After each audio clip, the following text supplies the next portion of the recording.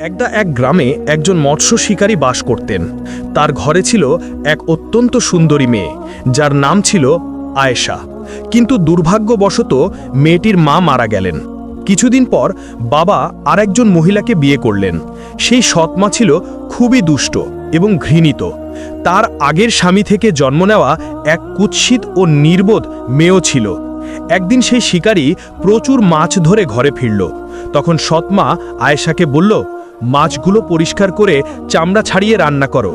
আয়েশা তখন তার কাজ করছিল আর অভ্যাস মতো গুনগুন করে গান গাইছিল। হঠাৎ সে দুর্বল ও অচেনা একটা আওয়াজ শুনতে পেল। অবাক হয়ে চারপাশে তাকালো, কিন্তু কাউকে দেখতে পেল না। সে ভাবল হয়তো এটা কোনো খাবার খুঁজতে আসা বিড়ালের শব্দ। কিন্তু আওয়াজটা আবারও শোনা গেল, এবার অনেক স্পষ্টভাবে। সে সামনে তাকিয়ে দেখল একটি অদ্ভুত চেহারার মাছ কথা বলছে। মাছটি বলল, তুমি খুব দয়ালু ও উদার মেয়ে, আমি মাছদের রাজ্যের রাজকন্যা।